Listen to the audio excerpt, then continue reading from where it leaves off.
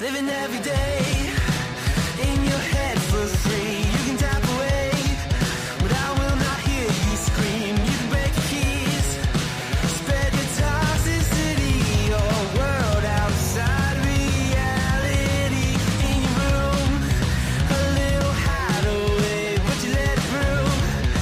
Enough to go insane, living in the dark hasn't treated you well. You're building your What's up, Internet? I'm Aries Van Dam, your shaman of logic, your Gen X genius, your salt and pepper savant, and the grand poobah of the He-Man Woman Haters Club. And this is my co-host, Ozzy the Attack Terrier. Say hi to Ozzy. Much look at it. Good boy. Back to me.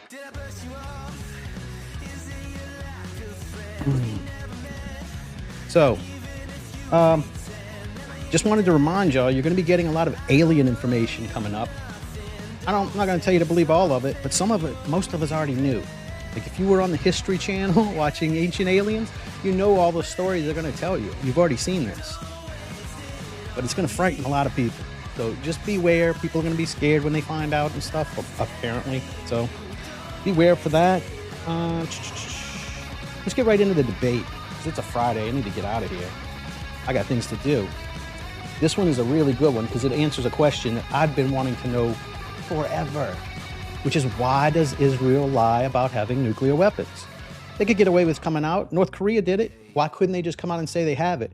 Well, they answer that question today on this very debate. And you're going to find it fascinating. It's Scott Horton versus Jonathan Sacerdoti. Not really familiar with both of them. I've seen Scott Horton a few times and I like his takes. So I figured I'd give him a shot. I know a lot of people aren't going to tune in because he's not a big name, but you're missing out. This is going to be an awesome one. You're going to love it. So let's get the music off and get into this.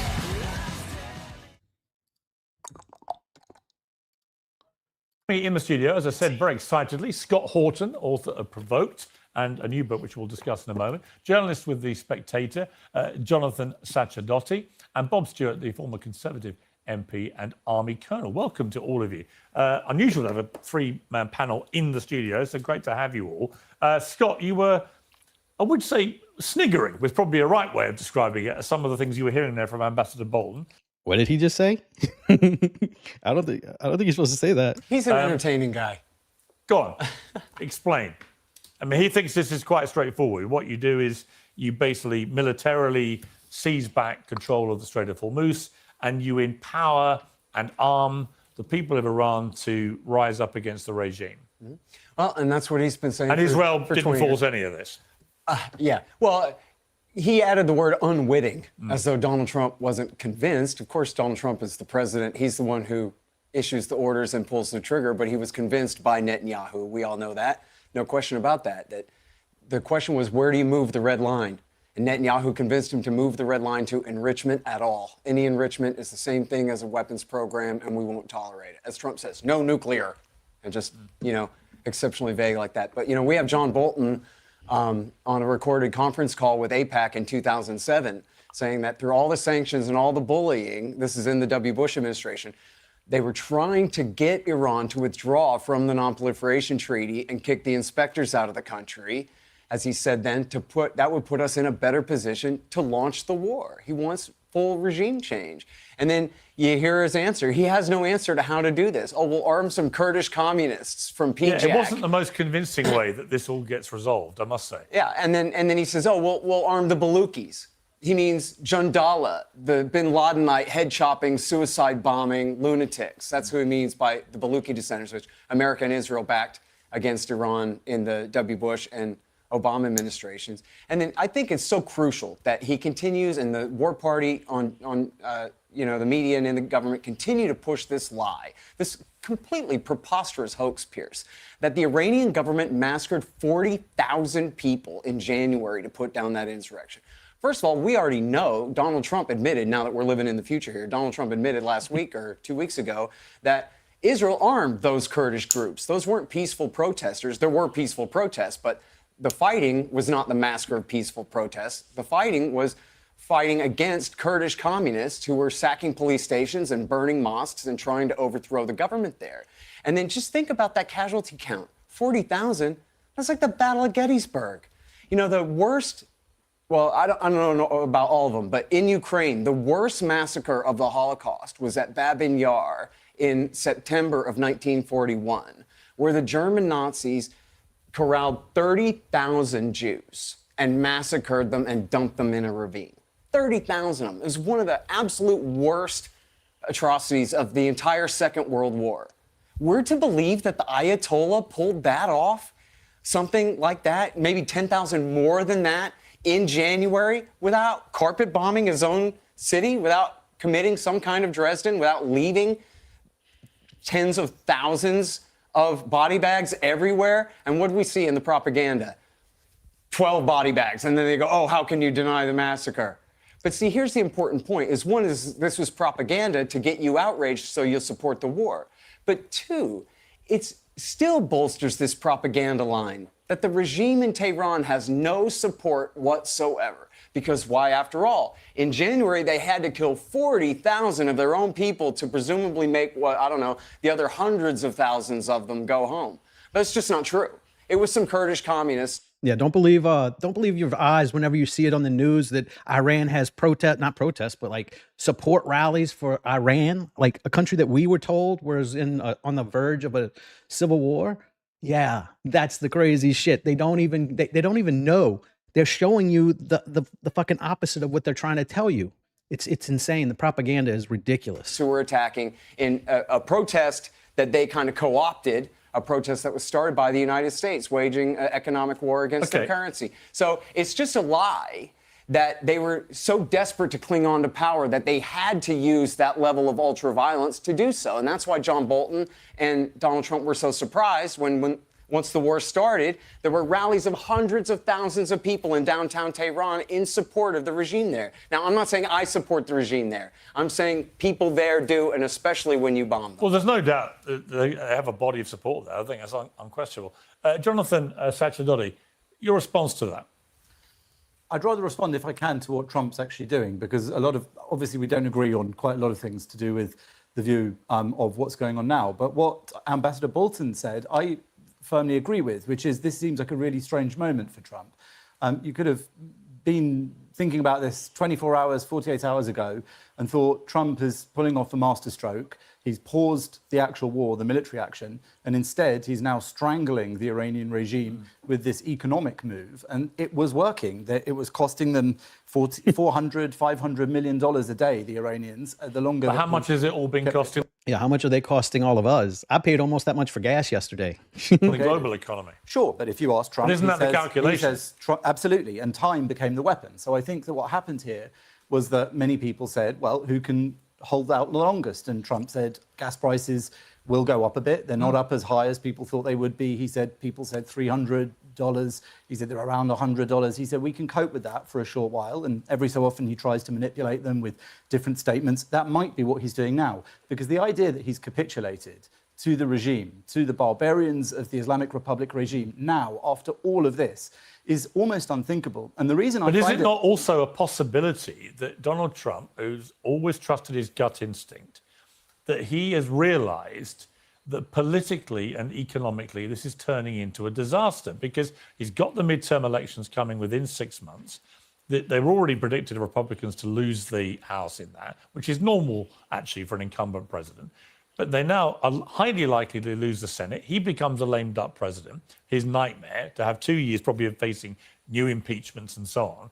And he's scrabbling, as he has been, it seems to me, from day one of this war, scrabbling for a way to declare victory. And now he's, I think, scrabbling for a way to get out of this where it doesn't look like he's capitulated, as you put it. Well, I think that if he does capitulate, and if this isn't another moment of Trump calling people's bluff or lying or trying to regain an element of surprise, because he has no element of surprise. If he's planning to re-engage militarily, it's not a surprise.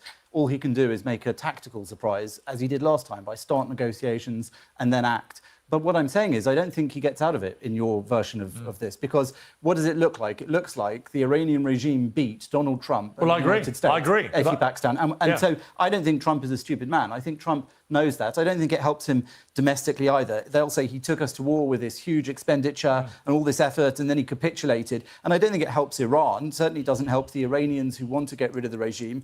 It destroys the credibility of the United States in the whole Gulf region. I agree. Because the Gulf partners don't want him to back down now and allow... No, but it may be he's calculating that he's got to do something. And I hope he isn't. I hope that this is another Trump bluff. And you'll know Trump from your days when you were in his entertainment world, and he is an entertainer as well. He's a guy that understands TV, and he understands the news cycle. And yeah, but that's been my problem with this. How to distract. Just so we got on the same page, this asshole wants them to continue this fucking war that has led to nothing good so far. Nothing good, only bad. Wants it to continue to see if maybe we'll just get more bad. Us. That's yeah, what but in a way, I think he's treated the whole thing a bit like a reality TV show. For sure, I think. And I don't think it's been helpful that he every day has been out there with a new episode dropping, with constant flip-flopping of both the mission goals and what he's going to do. One minute we're told he's going to annihilate the whole of Iran, 90 million people, right? It's all going to happen tomorrow morning. And then the next thing, he's doing a deal or this or that. I just think eventually you fall into the boy that cried wolf territory or the emperor with no clothes. I think the interesting thing about that, and I completely understand your position on that, and all of us, I think, watch Trump geopolitics and Trump diplomacy aghast because nobody's done it this way before. But maybe you get the US presidents that your time deserves and calls for. I don't know. I'm just saying that because that is his technique, we never know. When he says, I have a one-page deal, it could all be over tomorrow or by the time I go to China next week. Well, I don't know if we can believe him and I don't know if we can't. And whether or not it's a good thing that he operates that way or not. I think in this one... If he does carry out 50% of his threats on X or Truth Social and not the other 50%, the only benefit of that strategy is nobody, ally or adversary, knows ever if this time is real or not. But that's the boy that cried wolf problem. Colonel Stewart, great to see you. Looking in fine fettle, if I may say so. Thank you. Yeah, we don't know if we can believe him either. That's the problem. Yeah, they don't know if they can trust him, and we definitely know we can't trust him. I'm very envious of your jacket. If you have to flip a coin to see if what he says is true or not, that's not a good place for a president. Militarily first, if Trump wants to prevent and have it be seen to be that he's prevented Iran from developing a nuclear weapon, then he has to, it seems to me, get either Iran to provably destroy their enriched uranium or to get in there and get it himself with the US forces, which would mean a substantial ground invasion. Am I missing something, or is that the only way that this can actually represent stopping them? At this point, I almost hope he does do a ground invasion, just so we can get all the people who are still being stubborn and saying they still want to support Trump. A lot of people, like Andrew Wilson, have said that's their red line. If he crosses that, no more support. So I'm almost hoping he does do this, just so we can get him kicked out of the office, or at least make him a lame duck until we can get somebody with some common sense in there. Options. The Iranian regime voluntarily gets rid of its nuclear intentions and proves it. Or if you really want to get rid of that, you've got to do some sort of invasion. Now, invasion, people think Iran's a huge country. What do you invade? I mean, it's we've no idea where this uranium is. Yeah, quite. So I personally agree. To start with, the aims were not clear. I hoped that a bash on the nose... This is a military guy for England. This is what their military people sound like. At the start of the war... Like a grandpa. Would actually bring everyone out on the streets again and actually topple the regime. But frankly, they're terrified. The Iranian people are terrified because as soon as they put their head above the parapet, the Revolutionary Guard will murder them. But they're terrified because the IRGC remains in firm control. Exactly. So all these claims that they've been destroyed and wiped out and the leaders have all gone, none of that can actually be true if the people on the ground, 90 million of them, if none of them are coming out, it means they must be seeing with their own eyes in the streets evidence that the IRGC remains in tight control. And it Otherwise, does. they'd be doing it. And it does. And that's the problem. I mean, how do you get rid of the IRGC? That is actually... 250,000 heavily armed, very well trained, ruthless Revolutionary Guards. Who benefit from the present regime. Of course. And that's the problem. These people benefit from keeping the Ayatollahs in charge. And Just like we benefit from keeping Israel in charge, right? actually, that is the problem. So what would you do if you're Trump now? Well, I know... If he has quietly thought to himself, I've got to get out of this. And I think he should, even if it means he has to, eat crow and just take a hit on it. I think the longer term damage of not doing that now is incalculable. So if you're Trump, what do you do? Well, he's actually going to try and get out of the whole situation. Yeah. And that's what he's going to do. I mean, you could see it beginning to occur. I mean, the fact of the matter is they want to have the Strait of Hormuz open. That's key now. But it was open before the war. It was open. Yeah. And we want to go back. The whole situation is quite absurd. It has gone wrong for the United States big time. And I think Trump now wants to... Don't tell Fox News. To get out of the situation. If he can call it victory, he will. He will call it victory regardless of whether it is or not. But actually, the situation will not be resolved, and the situation will remain as it is now. The Iranian government will remain in power, and the poor people of Iran, the long-suffering poor people of Iran, will continue to be absolutely dominated by the IRGC. Now, that's what's likely to happen. Yeah.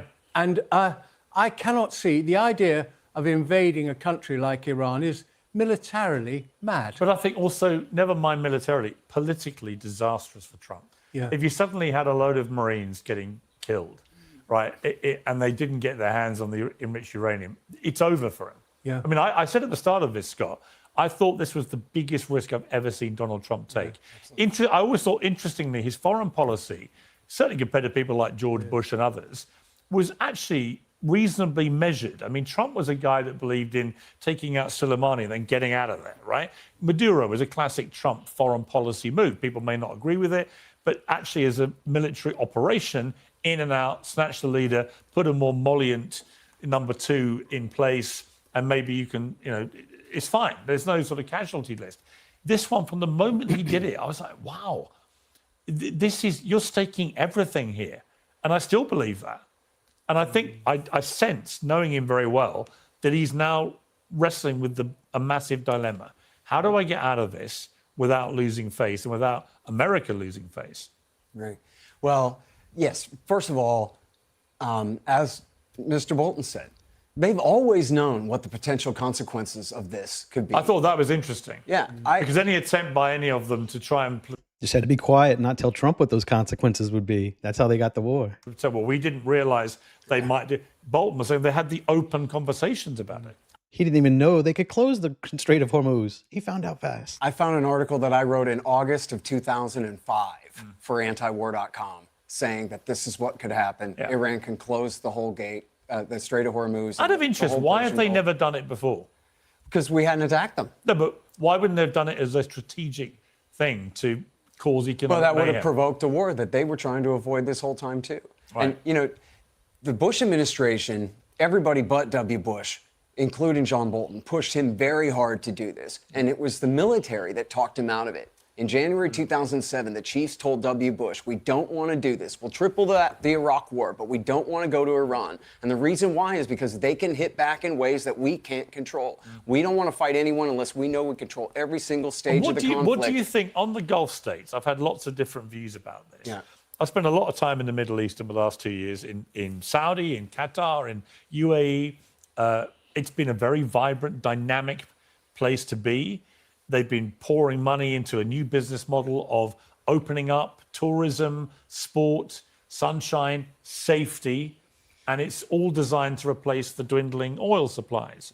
And now you see their worst nightmare unfurling as a region, because actually it's what Iran has done, from a tactical point of No one wants to go on vacation for a terrorism tour. view, pretty skillfully, is they've targeted the vulnerable spot of the whole region, which is if you can stop people going there, you're wrecking their business model going forward. That applies huge pressure. Well, they've completely called America's conventional military But what do you bluff. think the Gulf states are really thinking about Trump and America in this? Are they, as some people argue, it's drawn them closer to America because of what Iran has done to them? Or do you think that they're blaming America for the whole mess unfurling in the first place? Well, I don't know about the blame. I mean, I could see, part of the motive for them to want to get closer. But then again, our bluff has been called. The Iranians have just proven, due to Trump's unforced error here, that America's conventional dominance of the Gulf,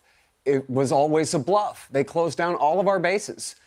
They kicked us out of the region. And, our aircraft carriers, our Star Destroyers are now parked in orbit way off hundreds of miles away in the Arabian Sea. Can't even get anywhere near it. You have to fire their missiles from standoff ranges. So it seems to me like especially all those smaller states, they're probably going to have to take a stance closer to Qatar's, where they split the difference and try to get along with Iran. Now, as Justin Logan said, what good is a military base if you can't fight a war from it? So America's entire conventional posture in the region is over now, I think. Jonathan, you're shaking your head. Well, I think what you said about the Gulf states is important because I think... I don't actually know the answer. Sure. I've not spoken to many I of don't their think anyone leaders. knows the answer. No. I think the UAE and Saudi Arabia may be very much against capitulation, but you might find that Qatar and Oman are less averse to it. But that's one element of it. I would say that one thing we haven't discussed, because it seems unlikely, is that actually this so-called deal that Trump maybe is striking actually gets a lot of what he wanted. There was an interview that he did on PBS over the phone where he was asked, there is a rumor that the nuclear material will be transferred out of Iran, maybe to the US. He said, not maybe to the US, definitely to the US. Now, if that's part of an agreement that the Iranians will transfer it, that avoids your scenario of troops on the ground. But I will say this, that any deal made with the Iranian regime is a bad deal, because to make a deal with the barbarians of the Islamic Republic of Iran, to make any deal with them when their technique has always been to use negotiations to drag things on as long as possible, to wear people out, to use time to their favor rather than And they've done that even US. without the knowledge now. They have this tremendous leverage of what they can do with the Strait of Hormuz. But that's what I mean. With the Strait of Hormuz, this is what's so perplexing about what Trump is doing now, because there is no reason not to have carried on what he had just started. I absolutely agree If with he that. can Why did strangle he stop? their economy, Right. just keep Well, that's the going. big question. And it's worth the high cost to do so. What I is think. what is the evidence that they cannot bear the economic pain of having the blockade on the strait? The exchange rate is now way worse than it was when the uprising started, because it was Okay, bad. but America supported Saddam Hussein in a brutal war Let me against him answer the for 8 question, years, and because they you were asked it. able to I withstand will say that. there is a fair amount of evidence, which is that they can't really afford to do anything. They are now having to subsidize things in the lives of their nation, who they don't really care about their citizens that much. There is a lot of evidence that if you carry on strangling them, their hopeful pivot towards China has not really worked out the way they'd hoped economically either. There is an enormous amount of pressure on the Islamic Republic regime.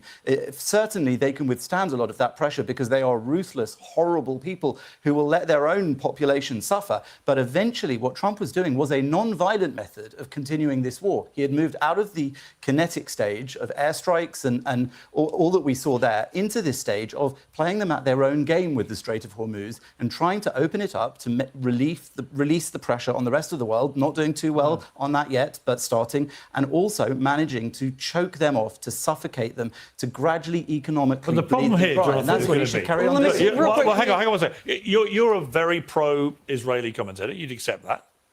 I think I'm a fair commenter. Okay. I mean, in all your We'll columns see. you've written for The Spectator, how many have been critical of Israel? I often have criticisms of Israel. Oh, it's a headline on the column. I don't write the headlines. Have you ever had a critical headline on one of your columns about Israel? From the subs, I'd have to go back and check. I can tell you, I checked. Okay, have You I? haven't. Okay. So you've never written a column that's I think been... I did once, actually. I think I wrote one about something pre-October 7th, about Oh, okay. I only a forest checked... issue in the West Bank or something. I only checked since October the 7th. But Okay, you would fair accept that you're a partisan commentator. I don't think I'm partisan, no. But you've never written a column that's been critical of Israel. Plenty of my columns have criticisms of Israeli policy in them. But not in the last 3 years. No, within the last 3 years. Go and read them. What was Did you read them, or did ChatGPT read them, or did your researchers read them? I Did went you and just look at checked the headlines? every one. You read them all? I checked every headline of every column. None of them. Headlines. I didn't write the headlines. My Piers. point You know being, that, you're an editor. I don't know why you're complaining about being perceived as a pro-Israeli government. No, many of the things I say do defend positions of Israel because I think Israel. There's a reason in I'm asking this war this. has been. No, I get there's a You're reason. partisan. No, the reason I'm asking But is you didn't ask me if I have sympathy for Israel's actions during the last 2 years of this war. You asked me if I consider myself a partisan, Yes. or somehow, I think your words in your Spectator column about me, slavishly pro-Israel. Yes. I'm not slavishly anything.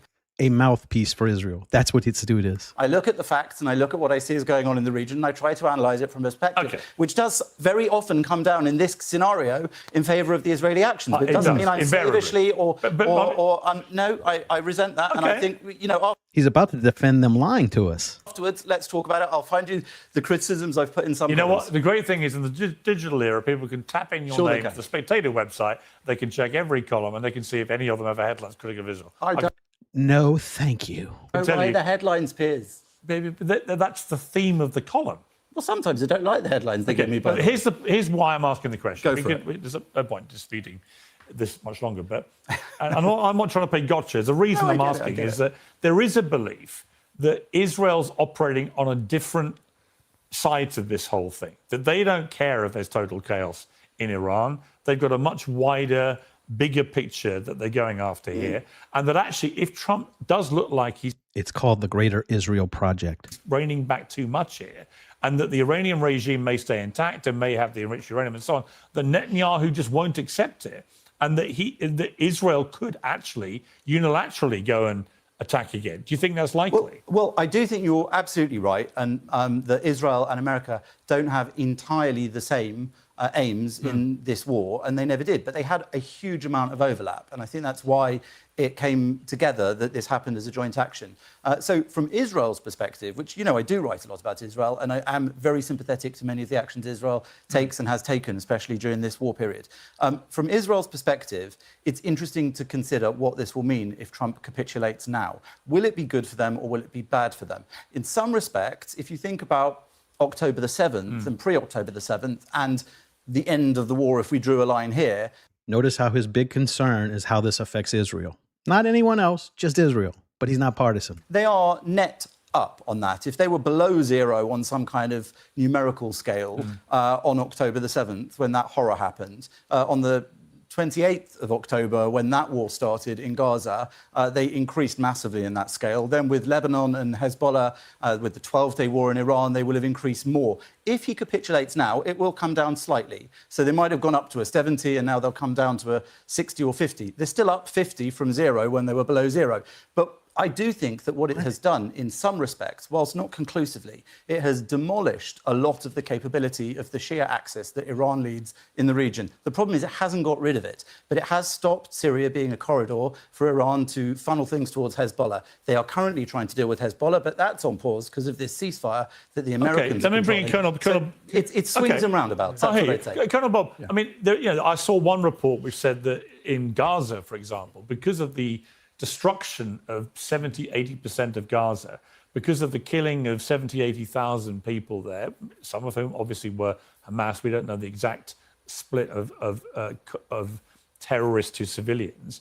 But because of that, I read one report from American intelligence that for every Hamas terrorist who'd been killed, 5 more were now lining up with the same ideology because they were so enraged by what Israel had done. That's normal, Piers. Right. It's normal. If you... But my point being, though, how big a problem is Israel potentially creating for itself by what many perceive to be, and I would be one of them now, that the disproportionate response to what happened on October the 7th, just in terms of what they did to Gaza, that actually, if you look at, for example, I never thought I'd see a time when the majority of Americans had an anti-Israeli perspective in the polling. I didn't think that day would come. So Welcome to now, Piers. Welcome to now. clearly, there's been a movement in public sentiment globally about what the Israeli government's been doing. And to be crystal clear, this is not aimed at Israeli people, my criticism, or Jewish people, certainly. It is aimed specifically at this Israeli government that I think is very hardline right,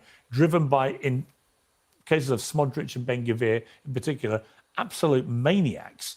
I mean, when Ben-Gvir's wife, on his 50th birthday last week, gives him a birthday cake of a golden noose, you're dealing with psychopathic mentality.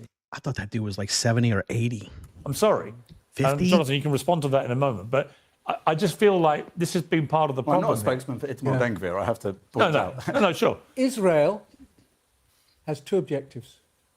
One, get rid of the nuclear threat. Two, bring down the regime. Make the place safe. Make the Middle East safe. That's understandable. The United States had one objective to start with, definitely, take out the nuclear facilities, and a more fuzzy one. When they did that, or as they attacked, perhaps the regime would fall. Yeah. We're now going to get to the situation where Trump may well maintain he's neutralized the nuclear situation and he can't change the regime, and he's actually going to draw stumps and say, actually, we've won this war, when he hasn't, because all he will have done is delayed. Just for my American viewers, draw stumps is a cricket phrase, which means you basically end the game. Exactly. Yes. May I jump in? Cool story, Papa. Go make some cookies, please. Quickly, yeah, just 'cause to I wanna go to say, Scott. I think that Israel actually it has undeniably come out of this war, though it may not have gone how they wanted or how the US wanted or to plan. There is no denying that its reputation has altered, but it's altered in both directions. So some of the Gulf states and many of the states in the Middle East now see Israel's deterrence as massively renewed after the day in which its deterrence was seen as massively compromised, October the 7th. And now, if it's got this renewed deterrence, if it has managed to do so much in that 2 years from the low point of October the 7th, if it also managed to do it in such tight collaboration and operational partnership with the US, albeit under this particular president, it has shown itself to be an extremely strong ally. It even gave an Iron Dome battery to one of its Arab neighbors to use during the Iranian attacks on them. And those countries have seen as This dude just said Israel is a great ally. Do you need more proof that he's partisan? well that Iran will not hold back from attacking them and their people. And that Maybe they'll give him some of that great intelligence that is always wrong, too. That'd be awesome for him. is something that has taught them a lesson about who their real allies are in the region. So I think Israel's reputation may be bad among some campuses in the West and even some Western and European parliaments. But if you look at the region that it exists in, many of the people in the region have understood that country as... I want you to think about the logic behind this guy's the statement he just said. They're great allies because they gave a battery to one of the people that were getting bombed because of the war they started. They started. You should do a lot more than just give them a battery, considering we're protecting Israel and letting our own bases get blown up. They should do a lot more than hand them a battery. renewed in strength, renewed in alliance, a valuable partner to have. And I think that Europe, as it's getting weaker and weaker, Merz said that this has humiliated Trump. Merz would like Trump to capitulate, though he won't say so, because it will prove that Europe was right not to get involved, because if America can't do this, what could a depleted Europe have done? But the point is, Europe is depleted, sadly, and that means that Israel is far more concerned with how its neighbors see it, far more concerned with how the US and the US administration see it, than how Merz and Europe sees it. And this is a problem for Israel, but also it is in a stronger position than it was on October the 7th, without any doubt. Scott, could it be that Israel is more unpopular in the way that Jonathan articulated in those areas, but that actually is stronger as a result of all its actions, even if people don't agree with what they did? Yeah, there's a document from back in the 80s where they say, all our support for Iran in the Iran-Iraq war, it could backfire and Iran could conquer Baghdad, which they didn't want that. They just wanted the war to continue.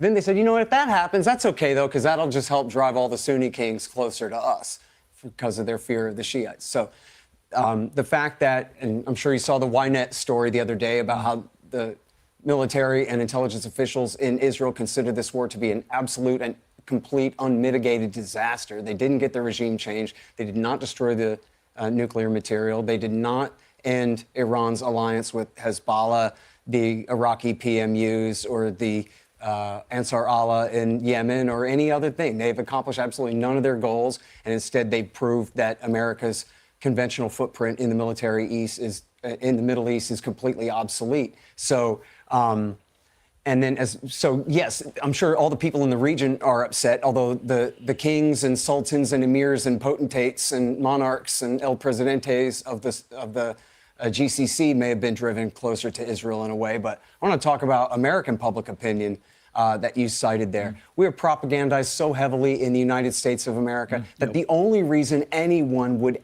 ever criticize Israel, it's just because they hate Jews and want to kill them all or something.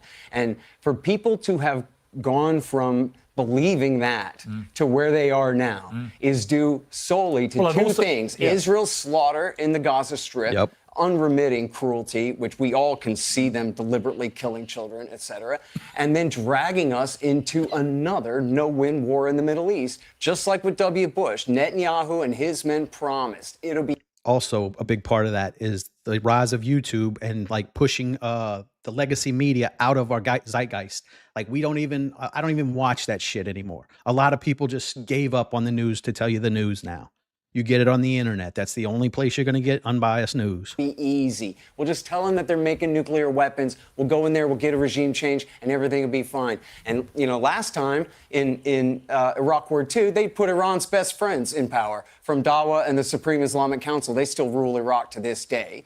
They tried to support the bin Ladenites against Assad in Syria, which ended up driving Assad closer to Iran for 15 years, although they did finally get their victory when al-Qaeda seized Damascus at the end of 2024.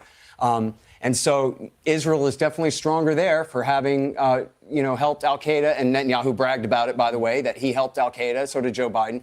I just want to go back to a day where we don't have to know all this shit, where we're not even involved in horse shit going on the other side of the planet. There's no reason we need to know about the skirmishes that go on, 6,000 miles from where we live. That's just insane. We need to get out of this region and just let them fucking kill each other. Helped al-Qaeda seize Damascus. So that weakens Iran's ability to arm Hezbollah. But then again, they thought that Hezbollah had been severely weakened by the killing of their leader, by the pager attack and the airstrikes. And then when the current war broke out and Hezbollah jumped in, all the Israeli intelligence officials said, oh my God, they're much more powerful than we thought. They had survived in a much stronger capacity than we thought before. So now we're right where John Bolton left off, which none of this is going to work, Piers, unless we drop an H-bomb on Tehran or we send in the entire, conscript 10 million men and invade Persia and take over the place. You've actually just touched on what I was going to ask Jonathan. One of the interesting aspects of all this is that I've asked repeatedly Israeli guests, pro-Israeli guests, why is it that as we talk about Iran not being allowed to have a nuclear weapon, why is it that Israel is consistently allowed and given a pass to never say whether it has a nuclear weapon or not? I interviewed an American commentator on a show yesterday, and he said that Israel obviously has 170 nuclear weapons. Everybody knows that. I see it, but they've never admitted it. Here we go. I know the answer to that question. I saw the. It's illegal for America to give aid to Israel if they're a nuclear weapon state that has not signed the Non-Proliferation Treaty. So they lie and they give the strategic ambiguity and pretend they don't know that Israel is. What a shock. What a shock that Israel would lie so that we could break the law for them. What a shock. It's a nuclear weapon state. That way, conspiracy nothing. It's the Glenn Symington law. It's illegal to give them aid if they're a nuclear weapon state that does not sign the NPT. Is that right, Jonathan? So my answer to the question would be that Israel's policy of nuclear ambiguity is what it's usually referred to, and you're quite right that most of the world assumes / knows about Israel's nuclear bombs.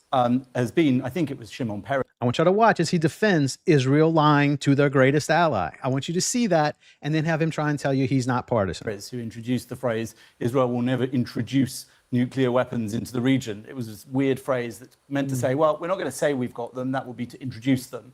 The reason for it, you're right, because it's one of those sticky things that you might wonder, why should Israel have them and not Iran?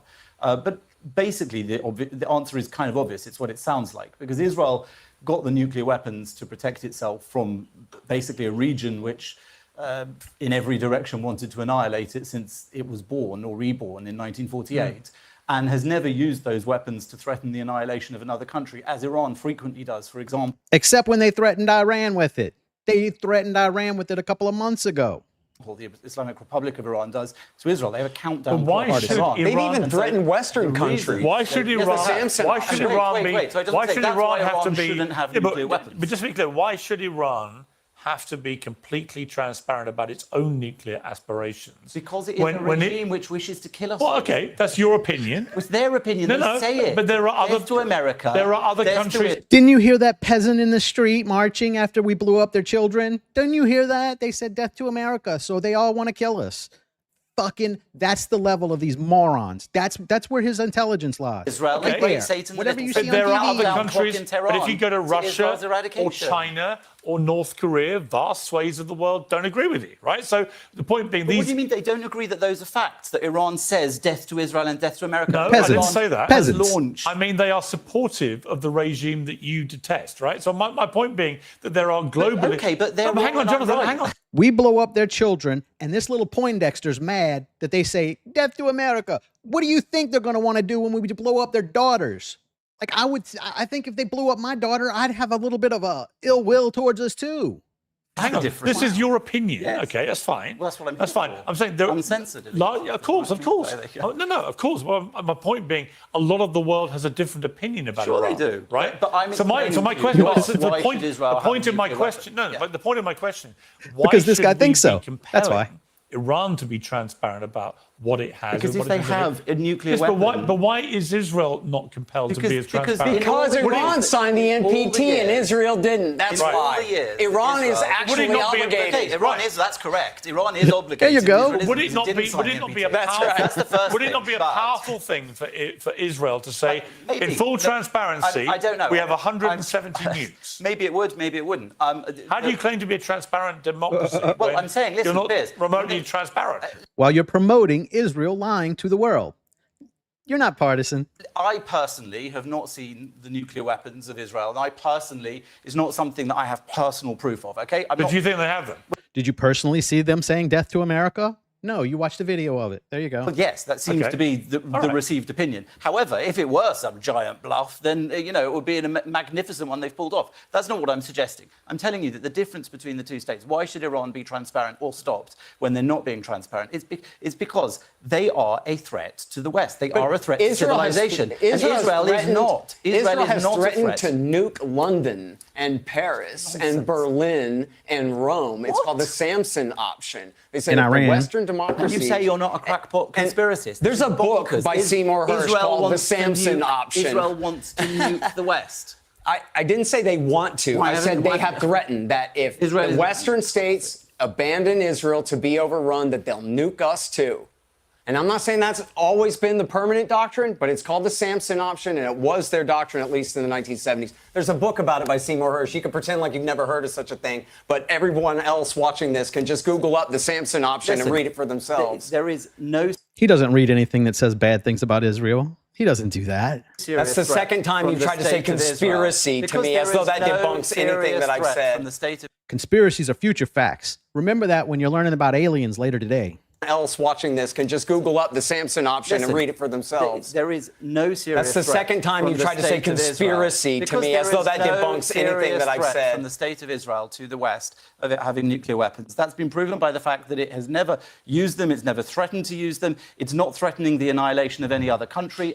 Russia and China had to come in and say, if you use nukes, we're using nukes, because they threatened Iran like 2 months ago. Most what it does is uses its military strength, shielded by a nuclear umbrella, to fight back people who try to eradicate Israel, who try to eradicate the Jewish people, who have a genocidal intent, who have united Shia militias in the That's entire nonsense. region Y'all started against this Israel, war. who have attacked America. Yes, this dude is acting like everybody's attacking Israel. Israel's attacking everybody. They started a war in Iran and then immediately attacked Lebanon and then looked at Turkey and said, you're next.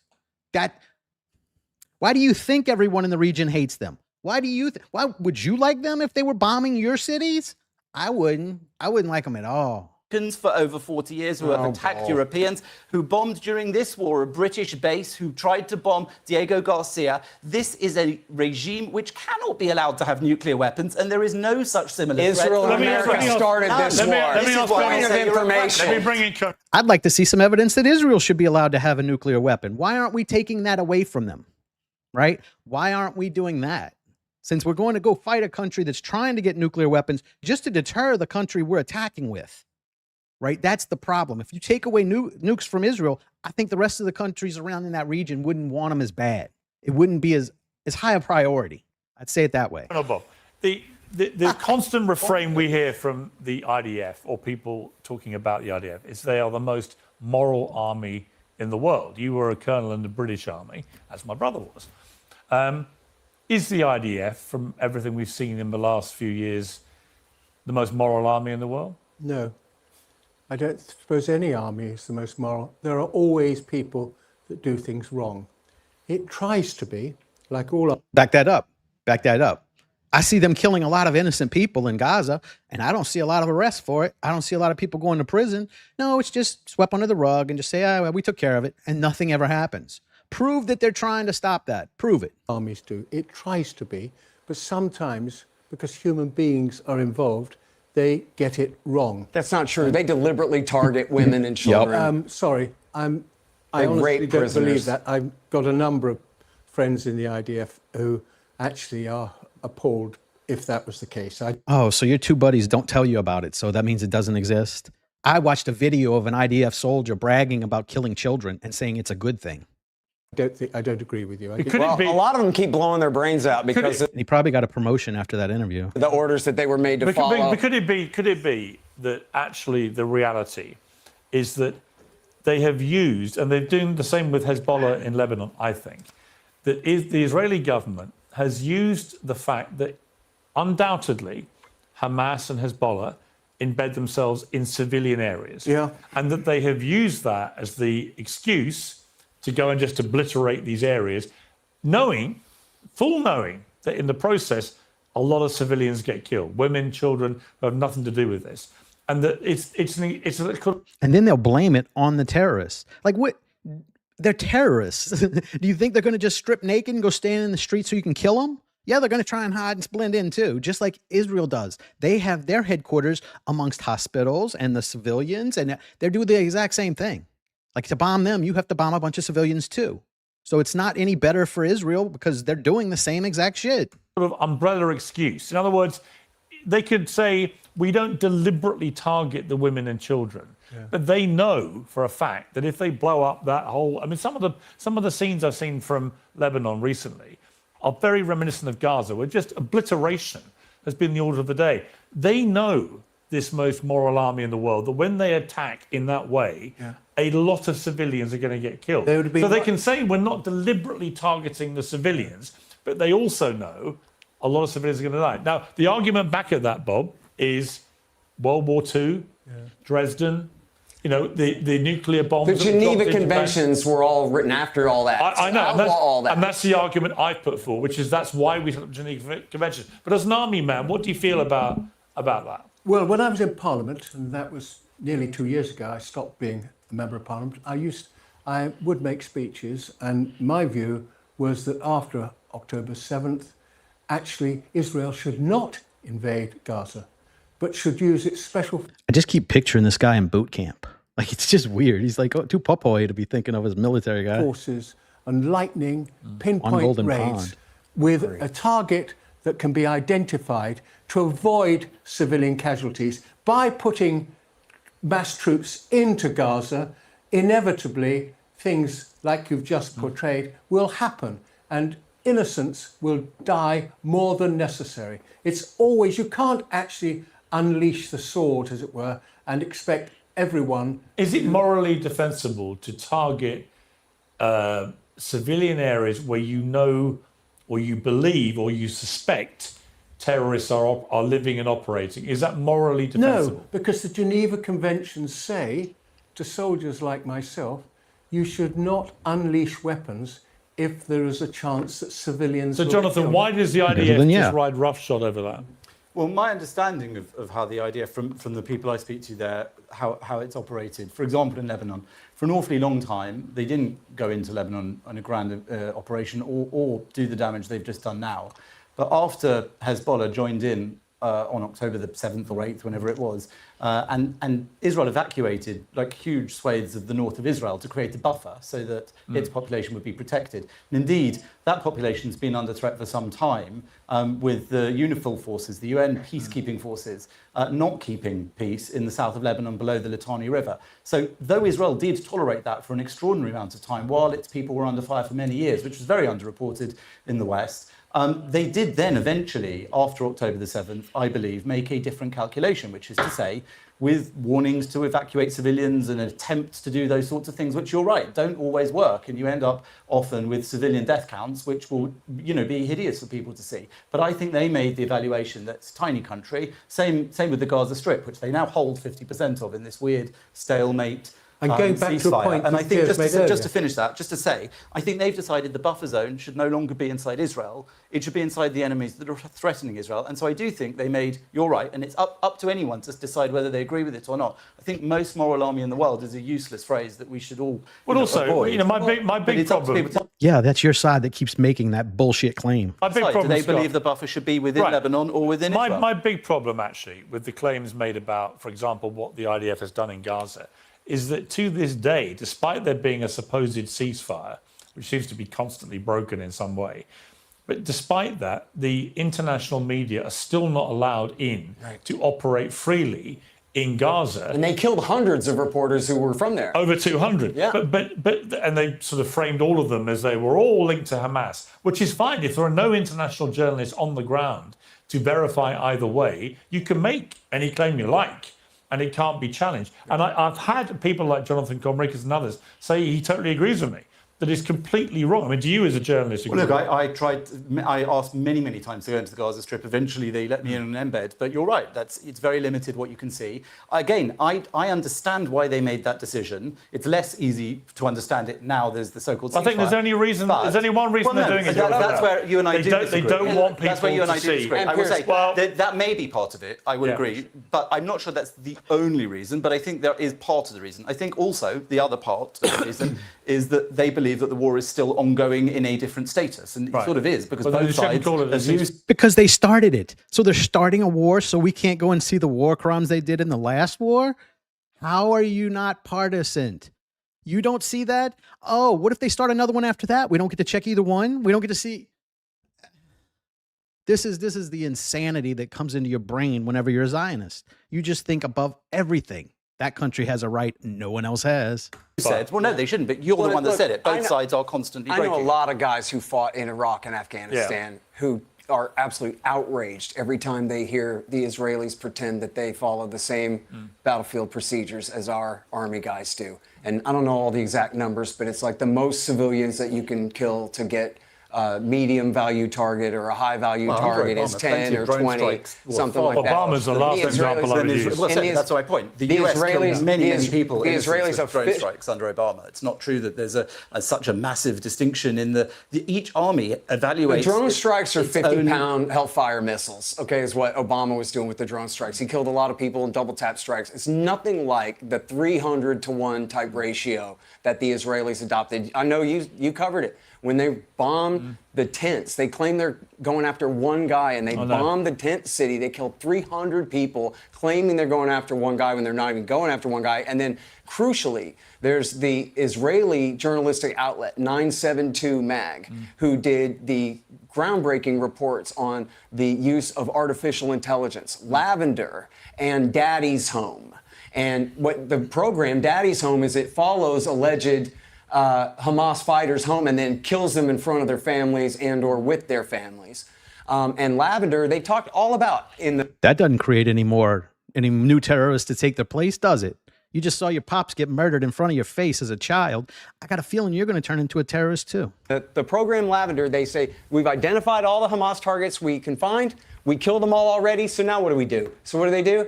They turn the dial on the AI to now, figuratively, to now include far more people. Now it's just all fighting age males. Now they're all Hamas. And you don't even have IDF humans supervising this. You just trust the computer program to pick targets and go out there and kill people. And I do think one of the reasons that the reputation of his. This dude, Scott Horton, is dope. He is doing a really good job. He just shut both of them up. And they just think it's massively disproportionate. It doesn't mean, in my case, for example, I spent many months being pilloried by the pro-Palestinian side for defending Israel's right to defend itself. I fundamentally believe they had a right to defend themselves, and aggressively. Can we go back to what the Colonel said about how easy it would be for the IDF, Shin Bet, Mossad Well, I thought it was to very go in interesting. there and pinprick and get these guys? I do. Well, It's worse because Yeah. by not doing that, you've massively invaded. Yeah. You've killed a hell of a lot of people. And going back to a point Yeah. you made earlier, by doing that, kill your brother turns you into a terrorist. Yeah, I agree. I mean, the Insurgent British math. Army learnt that in Northern Ireland. I would say- you know, in the early 70s. And there are weird things, I've got to say, we've got to wrap this up a bit, but there are weird things here, which I think we'll find out more about over time. But how the Mossad, which is reputed to be the most brilliant intelligence agency in the world, so intelligent that it can blow up 3,000 Hezbollah terrorists in one moment with pages that they've infiltrated, so intelligent that it can track the movements of the Ayatollah of Iran with his people through traffic lights, reportedly, and so on and so on and so on. How that agency appeared to have no idea that the billions of dollars being funneled into Gaza were being misused by Hamas to build this Would you extraordinary. have supported an operation No, but hang on. before October the 7th because they did know? If hang- they knew, would you have Okay. supported them in a military Well, no, operation? I'm just to saying. kill off all the I'm just Russians? saying. I'm You just wouldn't. saying. That's why. How did the Mossad not have any comprehension that anything on October the 7th of that No, scale? There was Israeli intelligence had a lot of knowledge of what was going on in Gaza, but they thought that the misconception, as I understand it, is that they believed that A, the world would not support them preemptively striking in the Gaza Strip. So what happened on October the 7th was the pretext. But B, they also had this massive preconception that non-violent means would be better. So a technological fence that it would never be possible to break through. But the question All I was that going to was ask Jonathan nonsense. was, That didn't work how out. did they Yeah, but not? How did they not know that 3,000 Hamas terrorists were about to pour over the border?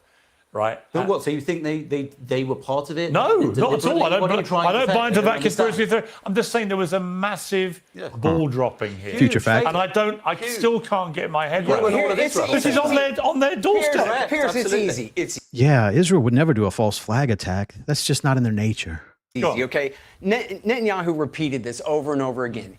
If you wish to thwart the creation of a Palestinian state, you must support Hamas in the Gaza Well, I believe Strip. in he That's was- why he I said, believe he was said, waging divide and rule We with the control the Palestinian height of the authorities." Yeah, flame. yeah. And he denied saying Yeah. that when he had three sources said he said it to a Likud meeting, but now we have him on tape saying it to I the don't Shin think there's Bet any under doubt. There's no interrogation. doubt. There's no doubt. But wait, to He answer was your trying to- question. he was trying to play divide and rule with the That's right. Palestinian Authority and Hamas. That's right. That's right. We prevent a Palestinian state by keeping them Yeah. divided and conquer. But then he said, we control the height of. Just like they do here with our news media, right? Fox tells you the Democrats are awesome. I mean, Fox tells you the Democrats suck. CNN tells you the Republicans suck. So now the whole country hates each other.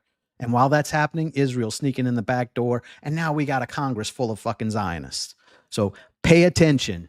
The flame, which means that, yeah, they're dangerous. They're just dangerous enough that we can tell the U.S. Congress, well, you don't expect us to negotiate with these terrorists, do you? But don't worry, they won't break out of their pen and do anything. But then that means that everyone down the chain of command knew that that was Netanyahu's policy. Yeah. And so if anyone is reporting up the chain of command, I see suspicious movements at the fence, I see, whatever dangerous things, those warnings don't go all the way up to the Prime Minister's office don't disagree because with that much. Lieutenant Colonel and Colonel and Captain I agree. and whoever, they know that the boss doesn't want to hear that. Right. And so they don't pass And that their was None of the it chain really Sure, makes I much agree with sense, that. and I hope we get to the bottom of it. Maybe if we let journalists into Gaza, we'll get some way to finding out. The prediction markets, Polymarket, is asking US and Iran permanent peace deal buy, $75 million currently in this market, May 15th, 16%, May 31st, 29%, June 30th, 51%,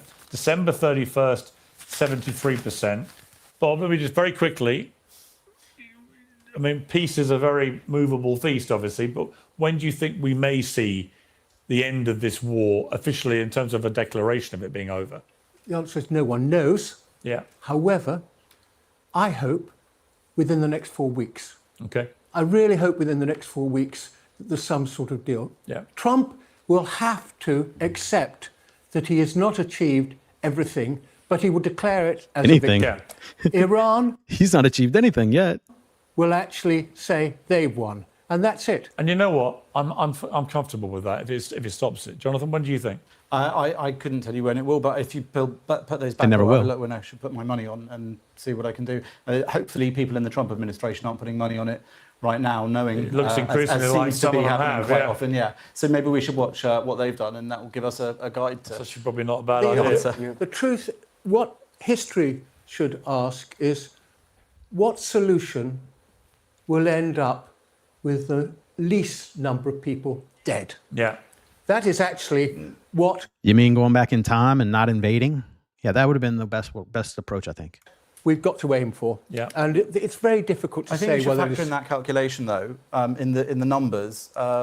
Barbarian people who want to kill everyone around them, Notice the framing. They're barbarians. Now he's going to tell us how the Israelis are the angels. The Israelis. and people who want peace. I would say that there is unfortunately One's a barbarian and the other just wants peace while they're bombing the barbarians. Keep that in mind.